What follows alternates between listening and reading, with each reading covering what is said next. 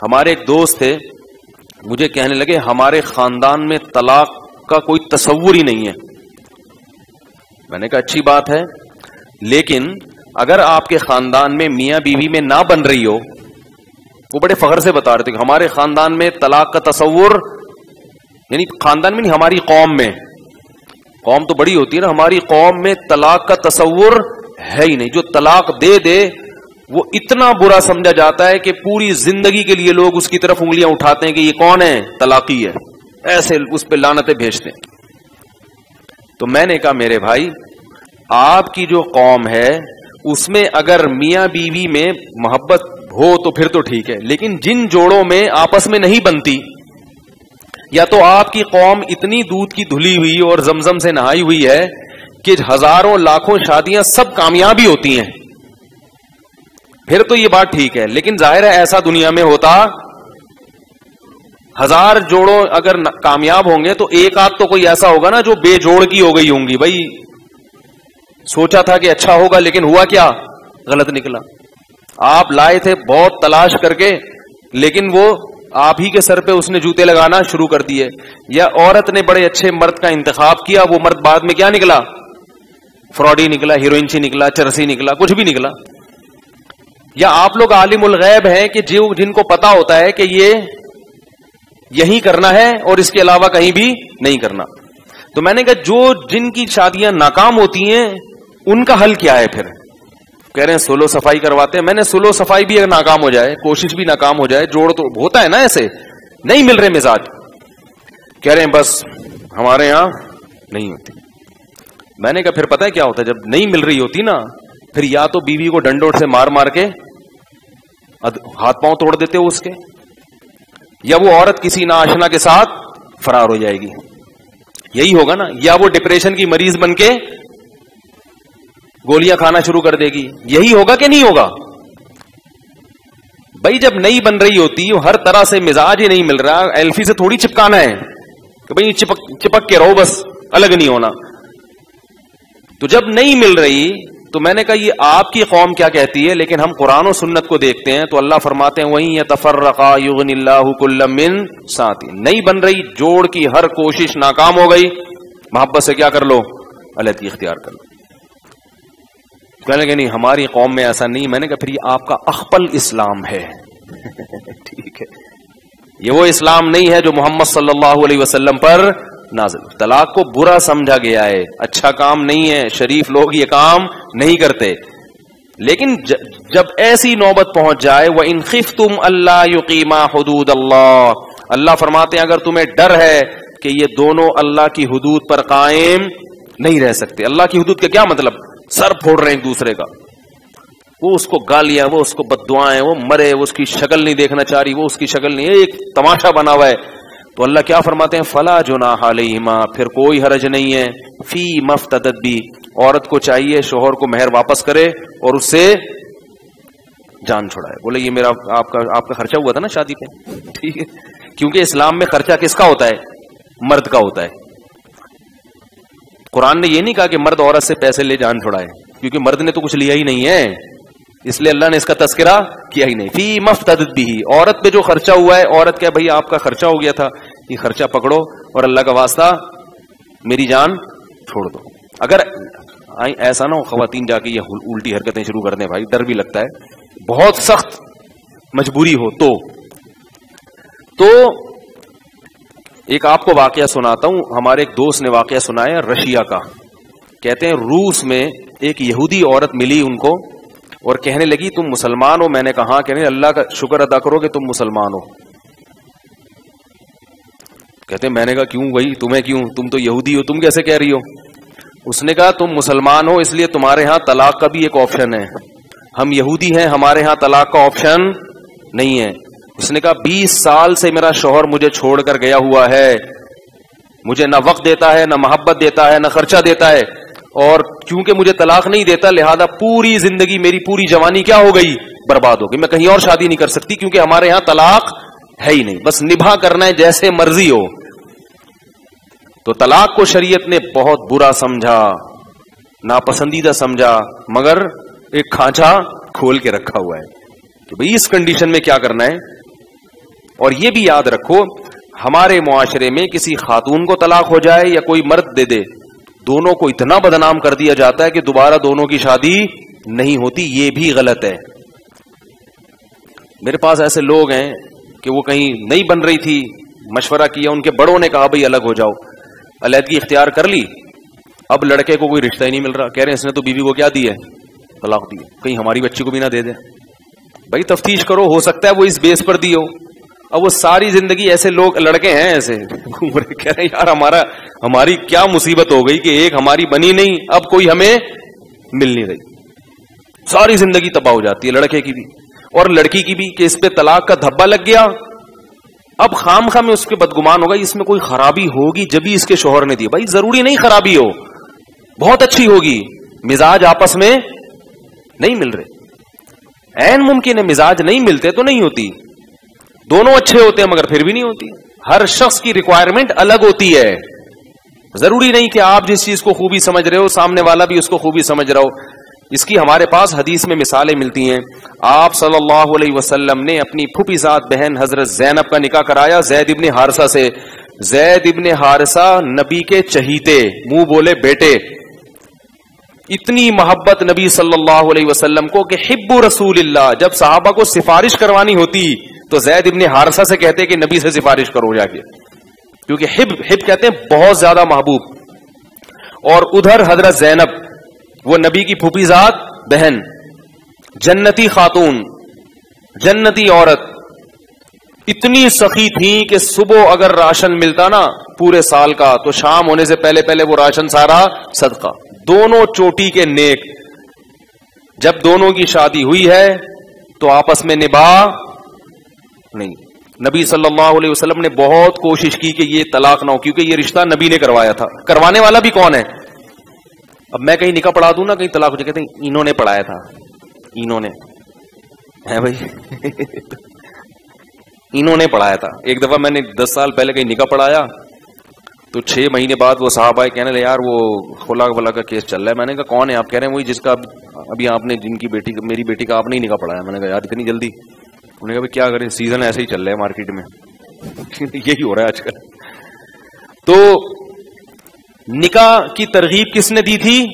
نبی صلی اللہ علیہ وسلم نے. تو آپ صلی اللہ علیہ وسلم کے مشورے پہ نکاح ہوا. نبی کے چہیتے منہ بولے بیٹے سے نکاح ہو رہا ہے اور نکاح نبی کی پھوپھی ذات بہن سے ہو رہا ہے. کتنا کامیاب ہونا چاہیے نا یہ نکاح. دونوں جنتی مگر پھر بھی کامیاب. اور آپ صلی اللہ علیہ وسلم کوشش بھی کر رہے ہیں. حضرت زید کو منع بھی کر رہے ہیں بھائی نہیں دو طلاق. وہ آ کے کہہ رہے ہیں یا رسول اللہ میری بن نہیں رہی ہے، بڑا پریشان ہوں، میری بنتی نہیں ہے. امسک علیک زوجک، نبی فرما رہے روک کے رکھو اپنی بیوی کو. واتق اللہ، اللہ سے ڈرو، مت دو. حضرت زید کے اتنے مشوروں کے باوجود بھی حضرت زید نے کہا کہ معاملہ برداشت سے باہر اور طلاق دے دی. اور کیا کر دیا؟ طلاق دے دی. تو پھر آپ صلی اللہ علیہ وسلم نے چونکہ حضرت زینب کو کہا تھا نا کہ ان سے نکاح کرو، تو حضرت زینب کو پھر یہ تھا کہ بھئی میں نے تو نبی کے کہنے پہ کی تھی اور مجھے کیا ہو گئی ہے؟ طلاق ہو گئی. تو پھر ان کا دل رکھنے کے لیے کہ ان کو نقصان کی تلافی ہو، پھر آپ صلی اللہ علیہ وسلم نے خود ان سے نکاح کیا. لیکن اس میں ہمیں کیا سبق ملتا ہے کہ بھائی دونوں نیک ہیں، دونوں صحابی ہیں، مگر سر پھٹولنے کے بجائے بہتر نہیں ہے کہ علیحدگی اختیار. اس کے بعد بھی کچھ بھی نہیں ہوا. قرآن نے حضرت زید کو تنبیہ تو کی، مگر واحد صحابی حضرت زید جن کا قرآن نے نام لیا. یہ اس میں اس طرح اشارہ ہے کہ ہم تنبیہ بھی کر رہے ہیں لیکن تمہیں پروٹوکول بھی دے رہے ہیں کیونکہ تم نے ناجائز کام نہیں کیا. واحد صحابی ہیں. فلما قضا زید منہا وطرن، فرمائے جب زید نے اپنی حاجت پوری کر لی اور زینب کو کیا کر دی؟ طلاق دے دی. زوجنا، کہا اے نبی ہم نے آپ کا نکاح زینب سے کرا دیا. نام صرف کس کا لیا قرآن نے؟ زید کا، حضرت زید رضی اللہ تعالیٰ عنہ کا. تو یہ سب کس بات کی علامت ہے کہ بھائی دونوں بہت اچھے ہو کے بھی آپس میں. اور بھی ہمارے پاس مثال ملتی ہے، صحیح ہے بخاری کی حدیث ہے. ایک صحابی آئیں رسول اللہ صلی اللہ علیہ وسلم کے پاس، عرض کیا یا رسول اللہ میری شادی ہوئی، شوہر کو پہلے دیکھا، بولو بھائی نہیں تھا. خیال تھا کہ بھائی واجبی تو ہوگا نا. بہت سے لوگ شکل و صورت میں دلچسپی نہیں رکھتے، اور عام طور پہ مردوں میں یہ شکل و صورت کی اتنی زیادہ اہمیت ہمارے معاشرے میں ہوتی نہیں ہے. تو انہوں نے یہی سوچا کہ بھائی جیسے سب ہوتے ہیں اس طرح واجبی ہوں گے. باقی اخلاق اور دینداری کی تعریفیں سن رکھی تھیں، بھائی اچھے اخلاق ہیں، دیندار ہیں، اچھے اخلاق ہیں، یہ سن رکھا تھا، دیکھنے کی ضرورت محسوس نہیں کی. جب نکاح ہوا تو وہ صورت کے لحاظ سے بالکل ہی کم درجے کے نکلے، اور یہ انتہائی حسین خاتون تھی، انتہائی خوبصورت خاتون تھی. یہ رسول اللہ صلی اللہ علیہ وسلم کے پاس شوہر کے ساتھ ایک ہی رات گزری ہے کہ اگلے دن نبی کے پاس فوراً آ گئی. صحیح بخاری کی حدیث، فرمایا رسول اللہ بی من الجمال ما ترا، آپ جانتے ہیں کہ میں کس قدر خوبصورت عورت ہوں، اور میرے شوہر ثابت الانصاری قد کے لحاظ سے چھوٹے، رنگ انتہائی سیاہ، اور ان میں صورت کے لحاظ سے بالکل بھی اٹریکشن نہیں ہے. لا یجتمع رأسی رأسہ، کہ میرا سر ان کے سر کے ساتھ اکٹھا نہیں رہ سکتی، ناممکن ہے. لا اعتب علیہ فی دینہ وخلقہ، یا رسول اللہ مجھے ان کی دینداری پر بھی کوئی اعتراض نہیں اور ان کے اخلاق پر بھی.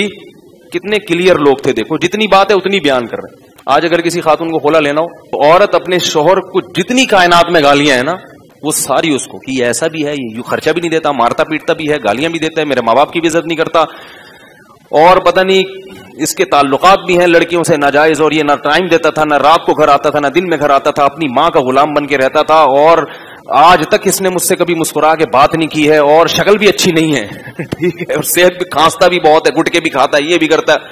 ارے بھائی کوئی تو خوبی ہوگی نا، اور مرد بھی ایسے ہی کرتا ہے، یہ بد اخلاق بھی ہے، اور جناب یہ نہ میری ماں سے بات کرتی ہے تمیز سے، نہ میرے باپ سے بات کرتی ہے، نہ میری خیر. بھائی کوئی تو خوبی ہوگی اللہ کے بندو. نہیں بس بہت ہی ایک فارمیلٹی پوری کرنے کے لیے کہنے ہاں تھوڑا سا دوپٹہ پہنتی ہے کبھی کبھار، بس اس طرح کی تھوڑی بہت بیان کر دیں گے تاکہ لوگ یہ نہ سمجھے کہ ہم مبالغہ کر رہے ہیں. تو حضرت وہ جو صحابی آئیں نبی کے پاس، انہوں نے اپنے شوہر کے بارے میں کوئی برائی نہیں کی. فرمایا ان کے دین اور ان کے اخلاق پر مجھے کوئی اعتراض نہیں ہے، لیکن شکل و صورت میں بہت زیادہ میں انتہائی خوبصورت اور وہ انتہائی کم درجے کے، میں ان کے ساتھ اکٹھی نہیں رہ سکتی. آپ صلی اللہ علیہ وسلم نے یہ نہیں فرمایا کہ نکل جاؤ یہاں سے، کیسی باتیں کر رہی ہو. فرمایا کہ ٹھیک ہے ان کے شوہر کو بلاؤ فرمایا کہ تم ان کو طلاق دے دو، اور مہر میں تم نے باغ دیا ہے، پورے باغ مہر میں دیے جاتے تھے، اب 5,000 6,000 یہ مہر چل رہا ہے مارکیٹ میں. اب کیا چل رہا ہے؟ 25,000 سکہ رائج الوقت، یہ بتانے کے لیے کہ ڈالر نہیں ہے، یہ سکہ رائج الوقت، اور کچھ مہر فاطمی چلا رہے ہیں.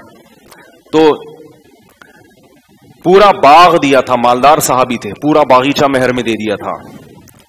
تو آپ صلی اللہ علیہ وسلم نے فرمایا کہ ان کو طلاق دے دو. مشورہ دیا، انہوں نے کہا کہ بھائی جب نہیں رہنا چاہتی اور یہ حالت ہے ان کی، تو ان صحابیہ نے کہا میں آپ کو آپ کا باغ واپس کرتی ہوں، مزید بھی پیسے چاہیے تو وہ بھی دینے کے لیے. یہ اسلام میں طریقہ ہے، یہ عدالتی خلا میں یہ چیزیں نہیں ہو رہی. شوہر کو بلائے بغیر عدالت شوہر بن کے سارے فیصلے خود بخود کر رہی ہوتی ہے. اس لیے عدالت سے جب خلا لو تو کسی دارالفتاء سے، کسی مستند ادارے سے اس کی تصدیق کرواؤ کہ یہ خلا شرعاً معتبر بھی ہے یا نہیں ہے. ٹھیک ہے نا، بعض صورتوں میں معتبر ہوتا ہے، اکثر صورتوں میں معتبر نہیں ہوتا. تو آپ صلی اللہ علیہ وسلم کو حکم دیا کہ ان کو طلاق دے دو. انہوں نے دے دی طلاق.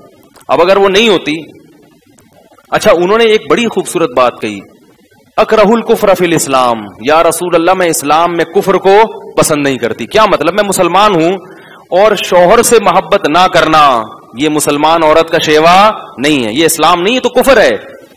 مجھے محبت ہوگی نہیں، میں ان کو سر کا تاج بناؤں گی نہیں، میں ان کی خدمت کروں گی نہیں، ہر وقت دل میں نفرت پیدا ہوتی رہی. یہ تو طبیعی چیز ہے نا، ہر وقت دل میں ایک پیدا ہوگی. تو یہ تو اسلام لانے کے بعد بھی کیا کر رہی ہوں میں؟ کفر والے. اس سے پتہ چلتا ہے کہ شریعت نے عورت کو شوہر سے محبت کا کتنا گہرا حکم دیا ہے. اس کو کیا قرار دیا گیا ہے؟ شوہر سے محبت نہ کرنا. اب ایسا نہ ہو آپ بولیں کہ چونکہ مجھے بھی محبت نہیں چلو بدل دو، ایسا نہیں ہوتا. وہ تو پہلی رات ہی کو ان کو اندازہ ہو گیا تھا کہ بھائی ناممکن ہے. آپ کے تو 5 بچے ہو گئے ہیں ٹھیک ہے، اب 5 بچے ہو گئے، میاں صاحب بوڑھے ہو گئے، اب تو خوبصورت بھی ہوتے تو وہ ایسا ہی ہو جاتے جیسے اب ہوئے. اکثر خواتین پریشان ہوتی ہیں کہ جنت میں مردوں کو حوریں ملیں گی, ہمیں یہی پرانا والا ملے گا, ہے بھائی. تو ان کو میں یہ کہتا ہوں کہ پرانا والا ملے گا مگر ریپیئرنگ کے بعد. پہلے اس کے ڈینٹنگ پینٹنگ کا کام ہوگا, اس پہ جتنے اس کے کھڈے ہیں فلنگ ہوگی, سمجھ رہے ہیں, سروس ہوگی اس کی, اور ریپیئر ہو کے یہ ریکنڈیشن گاڑیاں ہوتی ہیں نا جیسے, ایسے اس کی نئی نمبر پلیٹ ایشو ہوگی باقاعدہ, اس کو پورا ریپیئر ہو کے ملے گا. بہت اچھا لگے گا آپ کو, جو جیسا بھی ہے نا ٹیڑھا میڑھا, لیکن جنت میں جا کے کیا لگے گا, بہت اچھا لگے گا انشاءاللہ. تو اس لیے زیادہ پریشان ہونے کی ضرورت, اگر جنت میں گیا, حرکتیں اگر ٹھیک نہ ہو پھر ایک الگ بات, پھر تو اللہ وہاں بدل دیں گے میاں نا. وہ جہنم میں, آپ جنت میں, تو پھر ظاہر ہے کسی جنتی سے شادی کرا دیں گے. تو اس لیے میاں کو بھی چاہیے, اگر یہ پرانی والی چاہیے تو اسی کے ساتھ جنت میں چلے جاؤ, ورنہ یہ بھی حور تو گئی, یہ پرانی والی بھی ہاتھ سے جائے گی, کیونکہ جہنم میں کسی کو بیوی جہنم میں نہیں ملے گی, اور وہاں بیوی مل بھی جائے گی تو کیا کرے گا, اللہ ہم سب کو اس عذاب سے محفوظ رکھے, آگ ہے وہ. تو جلدی سے بات ختم.